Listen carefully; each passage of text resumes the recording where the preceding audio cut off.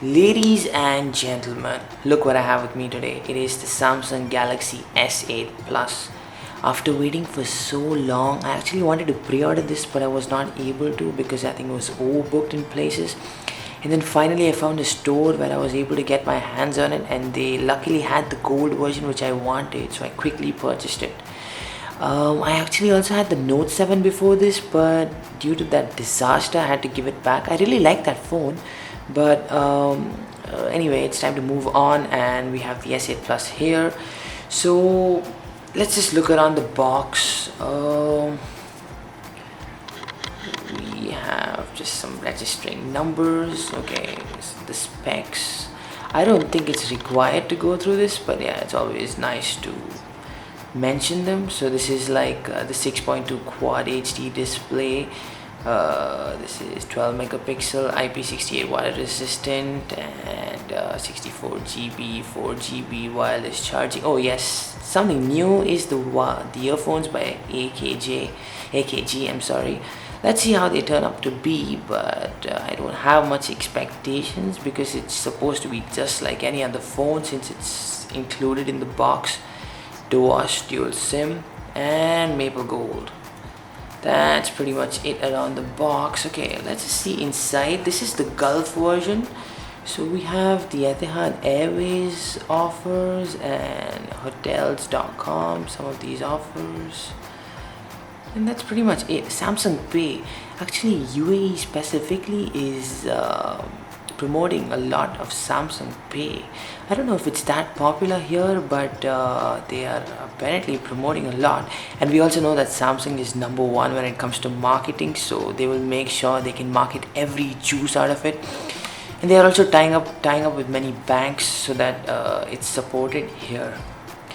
Anyway, now one more thing I want to mention here is that they made me open the box, I mean the plastic, and register the device on purpose because they did not want they wanted to make sure that we don't resell the phone outside, because we bought it from authorized resellers and I got it for the price it's supposed to retail for, but since it's not very readily available, people are selling it for higher prices, and that's the reason why Samsung is asking all of its official distributors to make sure that they basically open the phone in front of the customer and register it. I find it really, I don't know, bizarre, but it's okay if they ask us to do that. That's why it's already open and registered. So let's just open the box and see inside. This is Samsung, of course. They started this from the S7 Edge, went up to Note 7, and now the S8. Oh my god, just look at it. I just can't get my eyes off it. It's so good. I got the S8 Plus because I was using the BlackBerry Priv before this, and it was a big phone. It was a really big phone. And I also took the S8 in my hands, and I found it really small and really tiny. So I thought that let's just go ahead with the S8 Plus. This is the phone in itself. Let's just see around it. So we have okay here. So we have the power button here in this side. We have the charging here. Let it just focus. Oh my god, I have to move this box out so it can focus. Come on, come on, come on, come on. Oh my god. Oh, there we go. Okay, so we have the USB-C. This is a single facing speaker. This is not stereo, so that means this is not considered to be a speaker. It's just for voice. And then we have the 3.5mm headphone jacks. Luckily Samsung didn't take it out. Then on this side we have the volume rockers and the dedicated Bixby button. Now before, people were saying that we can reprogram it, but then as soon as I activated my phone, I immediately got an update from Samsung, and it specifically mentioned something to do with Bixby because they want to make sure that people cannot reprogram this. And one more thing to note is that Samsung is not currently going to be having Bixby operational, so it's just going to be like any other Google now. Like it's basically for feeds and stuff, but you can't have assistants as of now because they are still working on it. And then here we have the SIM card slot. Now here we can put dual SIM or a single SIM and a memory card up to 256 GB. You can see a microphone just here. And that's pretty much it. In the back we have the Samsung branding, doors, and the camera. Actually, it's a little controversial why they did not add two camera lenses, because it's really popular now since iPhone has done it, but they're still going with single, and the camera is not much changed. It's still the same 12 megapixel which was coming in the S7 Edge and the Note 7. Yes, it's a different sensor and a different camera, but it's having pretty much the same specs. That's 1.7 f aperture. I'll just check on that and I will put it on my video. Then we have the fingerprint sensor. This is in a really weird position. Everyone has said that it's in a really weird position. Actually, I think that's because Samsung wanted to make sure that they inbuilt it in the phone, but then they had lack of time, so they made sure that they don't get rid of it completely, and then they put it here. Now, since my hands are big, it's not a big problem for me. I can easily reach out here. But for people not having big hands, either they can get an S8 or they can use the iris scanner.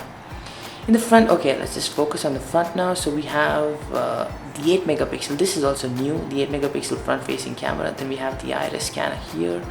I don't know if you can see, but we have some proximity sensors over here, and that's pretty much it. So that's pretty much it around the phone. Let's just look in the box now. Okay, it has to focus again, come on. Okay, this is my detailed build, that's it. Alright, I have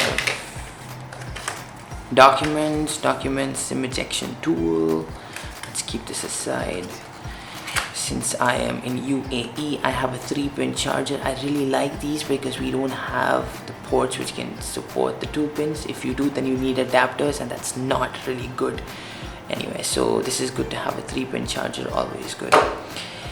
Okay, now I remember when I did the unboxing of the Note 7, these tools, or rather these converters, were just stuffed in the box, in the sense they were just thrown. That means it was just around the headphones and they didn't have a dedicated slot, but I think Samsung has done a better job in making sure that they are tight in the box. This is the USB. Okay, this is the USB-C to the normal micro USB converter. Alright, and then I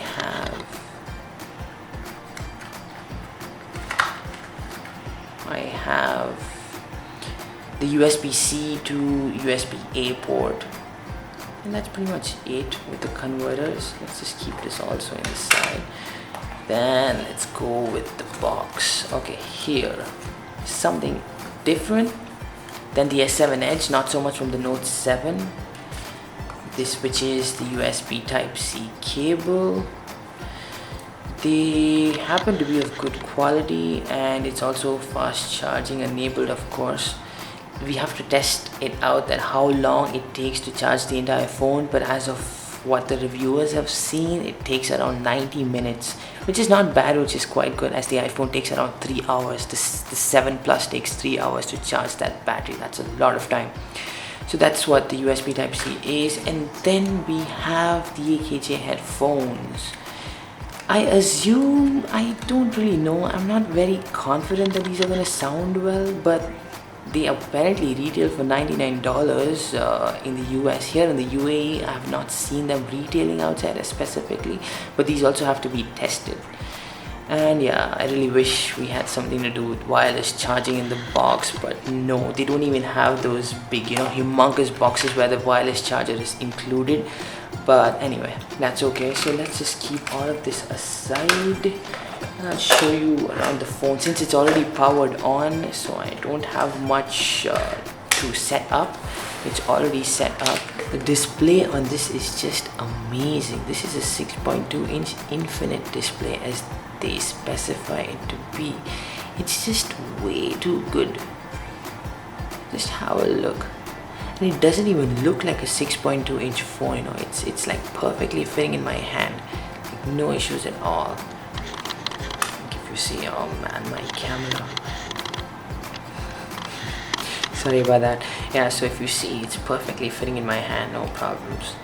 But it's still 6.2 inches, and you get 7-inch tablets, man, and this is like 6.2 inches. It's just amazing to fit in my hand. The curves are much better than the S7 Edge, S6 Edge, the Note 7.